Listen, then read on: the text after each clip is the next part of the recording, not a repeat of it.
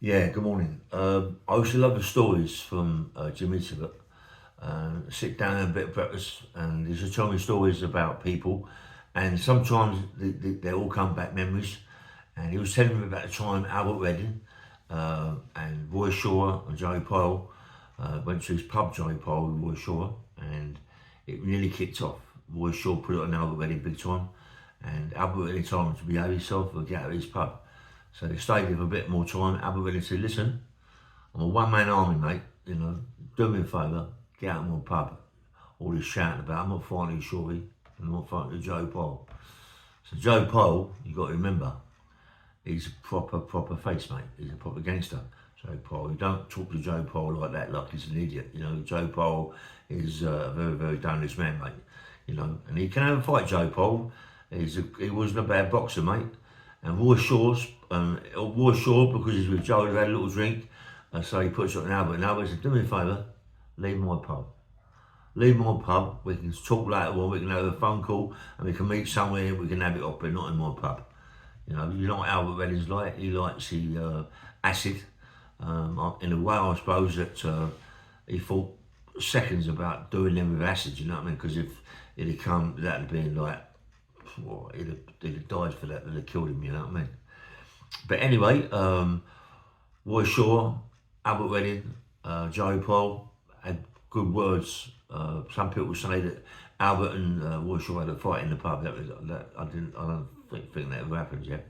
But what I do know happened, what Jimmy Tibbet told me, that Albert Redding got made himself busy with some people, what they was going to do and what they wasn't going to do. But Albert Redding's a one-man army, but he needed a bit of help.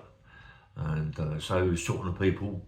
Other people got to talk to other people, and he got back to Freddie Foreman and Ronnie Oliffe. Not Ronnie Oliffe, I forget how you pronounce it, Ronnie Oliffe.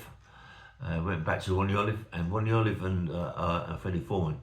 You don't muck about with them two, mate. I mean, Ronnie Oliffe is he's a proper man, mate. He's a dangerous man. Like he will kill you just on a blink of an eye. And Freddie Foreman, you don't muck about with him either, but he can have it, Fred, as well. And it got back to Freddie Foreman and Ronnie Oliffe about what was said to Joe Pole and Roy Shaw, and it all come back.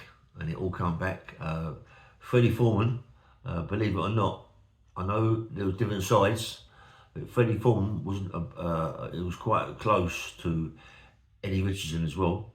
They used to, and of course Frankie Fraser, and it was, there was obviously animosity, but it wasn't that bad. You know what I mean?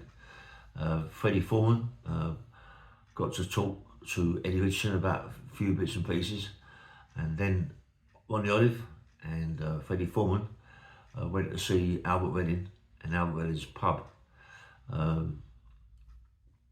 soon as Albert Redding see Ronnie Oliffe and Freddie Foreman walk in the pub, he knew that it was on top, mate. He knew then that it was on top for him big time, because you don't muck about with Freddie Foreman, and he certainly don't muck about with Ronnie Oliffe. Ronnie Oliffe put it on Albert Redding in a big way, mate. I don't think that Albert Redding was frightened of Ronnie Oliffe. I don't think Albert Redding was that frightened of Freddie Foreman as man to man, but he was frightened of the consequences of what could happen. The power that they had, and Freddie Foreman put it on Albert Redding and said to him, listen, today I want to give you a phone number. You're going to phone up Joe Pole, and you're going to apologise for Joe Pole the way he was the other day. Albert Redding, being the man he is, he said, I'm not doing that, I won't do that, I'm a man, I ain't going to apologise to no one. And Ronnie Oliffe said, listen, the best thing you can do is do what Freddie Foreman said. Make the call. It's going to cost you no money, but it could cost you your life. This is what Jimmy Tibbet said to me, you know what I mean? And they reckon Albert Redding went white, yeah? He went white. I suppose he didn't know what to do. He didn't know whether to jump over the bar and have a row, but he'd come right and stuck with Ronnie Oliffe and Freddie Foreman together. you know, or pick up something, squirt them, or throw acid on them and do something. But in a way, I think it was easier for him to make the call to Joe Pyle and apologise than it was to cause a problem and just keep it as no. And Freddie Foreman gave Albert Redding the number. He said, look, Albert, he said, it's easy to make a phone call. It's easy to make an apology, yeah? But it's a lot harder. The consequences are a lot harder to say no. I'll leave it to you. I expect this phone call to be made today. If not, then on the consequence, we're going to come back. But we're not going to come back like we are now, yeah? So do yourself a favour.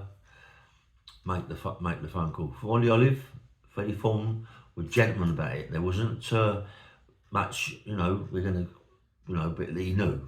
Albert Redding knew. Jimmy Tippett was telling me that Albert Redding, when Freddie Foreman and Ronnie Oliffe walked out of that pub, they reckon the actual, all the blood come back into his face, you know. But whilst he was talking to Ronnie Oliffe and Freddie Foreman, he said that he was white, he was pure white.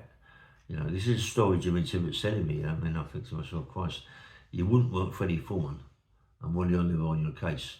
There's two people that you wouldn't want on your case. Joe Pyle, you wouldn't want on your case.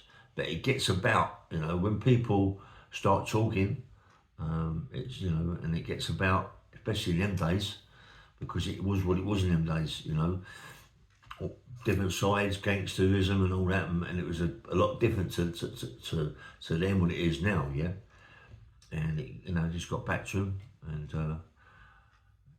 Freddie Foreman, mate, being the man he was, and Ronnie Oliffe being the man he is, you know, you behave yourself, you know what I mean? Anyway, bang bang mail, nice one.